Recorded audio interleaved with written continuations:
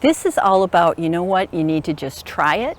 You learn how plants grow or don't grow, what works, what doesn't work, and then you just kind of edit as you go along. So we're here in front of my pollinator-friendly garden that I just basically planted this season. I want to share the lessons I've learned this season.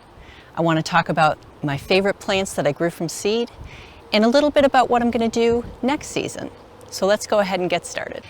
Hands down, my favorite plant that I grew this season from seed is this light and airy Verbene bonariensis. I love this plant, and it is doing a great job of attracting pollinators. The bees love it, and I also found 3 swallowtail butterflies yesterday on this plant.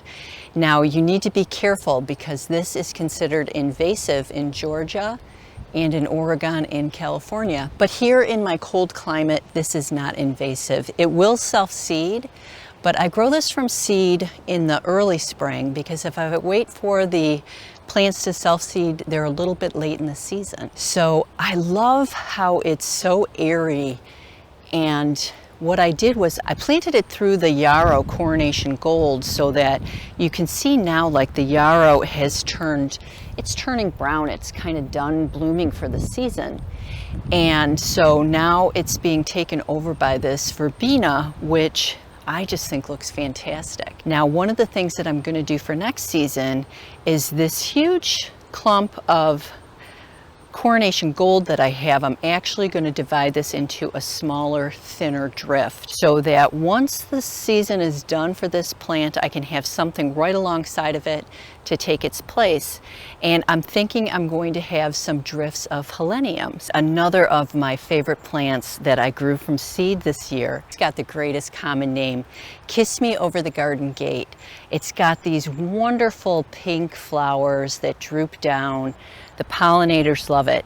It does have a drawback, and that is it attracts Japanese beetles. So if Japanese beetles are a huge problem in your garden, this might not be the plant for you. I've been able to manage mine just by going in the morning and picking the beetles off if I see them. They eat the leaves, so it doesn't really look great. But you know what? I love this plant. I first saw this plant, I was first introduced to this plant when I visited Gravety Manor. I had never seen this plant before, and they had these huge, tall versions of this plant. I'll be sure to put the Latin name on the screen so that people know what it is. Now, the variety that I bought from Select Seeds, and this variety is a bit shorter. These seeds were introduced in 1737 from England, and that's how they found their way to America when they were shared between friends. This will readily self-seed. I can see here as we're in the garden now that this is starting to go to seed. Now, in order for me to get this into, there's only 6 plants here, if you can believe that, 6 total plants. I'm planning on growing this from seed again next year, just in case it doesn't self-seed, because I've never had a chance to try it in my garden. This is the first season that I'm growing it. They do require cold stratification, which means that the seeds need to be cold before they germinate. The way that I did that was to put the seeds in soil blocks and put them in my freezer. That worked out like a charm. The third plant that I grew from seed that I want to talk about is this beautiful Dusty Miller. This variety is called New Look, and I am so glad that I grew this plant. I love the way that it looks with these silvery leaves. And I'll tell you what, I think that this is now going to become a plant that I use to replace the silver sage, because what I found after growing silver sage is the leaves really start to get kind of gnarly looking later in the season. I think that this plant is going to be the perfect replacement for the silver sage. Now, I did add in this garden, a lot of it isn't really, you can't see it this season because the plants are so small. But I bought quite a few native seedlings, one of which is this great bee balm. And you can see here it's not blooming yet, but this has spread quite a bit. I've got a total of 5 plants here, and this will get a beautiful pink flower on it. It's native to my area. And I'll put the Latin name up on the screen for you. It is, I'm excited to see this blooming. This is going to be a real great plant for pollinators. Now, another plant that I grew from seed that I just love this season is this Cosmos. This variety is Cosmic Orange, perfect name. Now, the thing that I love about this is it's actually a shorter version of it. This only gets to be about 18 inches tall, like you see here. So for me, this would have been a better choice to put by the Japanese maple instead of the tall African marigolds. They're already starting to go to seed. I will keep them deadheaded just to encourage them to keep blooming until we get closer to the autumn. And then at that time, I'm actually going to be able to collect seeds from these plants, and I won't need to purchase any seeds. I'll have more than enough seeds for next garden season. The other plant is this great Love in the Mist. This is just a cool plant. This is a Jekyll blend, and it's got the greatest seed pods. I mean, check this out. These seed pods have these stripes on them, and quite honestly, I think these look cool in the garden, just as cool as the blooms do. And check out how many seeds are in each of these pods. I'll collect these in the autumn and just use these again, direct sown into the garden. Now, the one thing I can tell you is that although this border needs a lot of work, I'm still super happy with how it turned out. I got to grow some new flowers, new to me flowers, and really there's so many bees and so many pollinators in the garden, so it definitely achieved its purpose. So now it's just a matter of learning and taking those learnings and making the garden even better. So there's some things that I inadvertently planted the wrong variety of thyme, creeping thyme, which I've got here.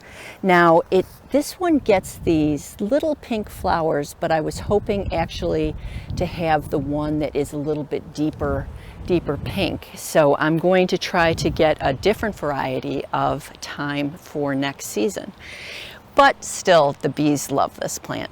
Now, the one thing that I think I really learned this season was this concept of putting plants in drifts or thin drifts, so that when they're done with their bloom season, that they don't leave a big gaping hole. And I think that these Millennium Allium, where I've got this long thin drift, is perfect. The other thing that I learned is just echoing colors, kind of repeating colors throughout the border to kind of make it more cohesive. I've still got so many things that I need to work on here, but I look at this experience and I am so happy with all of the lessons that I learned. This is all about, you know what, you need to just try it. You learn how plants grow or don't grow, what works, what doesn't work, and then you just kind of edit as you go along. I think a really important thing to do when we start gardening, and we especially start new gardens, take lots of pictures. You'll be able to take pictures and see, like, especially during the spring and during the later summer, where there's gaps in the garden. And then you can make plans to fix those gaps. You only learn by trying things. You know, we can read about things and try to get as much knowledge as we can, you know, going through Instagram and what have you. But until you plant plants and until you see how they grow in your particular garden, that's really the best way to learn. So overall, I'm really happy with how the first season of this pollinator-friendly garden went. I've got lots of things that I learned, plant combinations that I'm going to continue to, I want to fill in the gaps. I'm going to have to keep a really close eye on the garden, find out if I need to add even more plants that bloom later in the season. You know, one of the things that I did learn was just adding some Zinnias. These I added late in the season so that they could fill in some gaps in the design. It's great. They're great, perfect you can direct sow these seeds. They're perfect for just filling in some gap. So for me, this pollinator garden has been so much fun, and it really exemplifies everything that I love about gardening. I think it's just a matter of, you know, jumping in with both feet. You don't have to, some things are going to work, some things aren't going to work, but you just keep trying different plants, try growing different things, and then as you find things that work, then you just kind of repeat those. So hopefully I shared something here that you'll find helpful. Thanks so much for being here. That's it for this video, and we'll see you in the next one. Anywhere feel like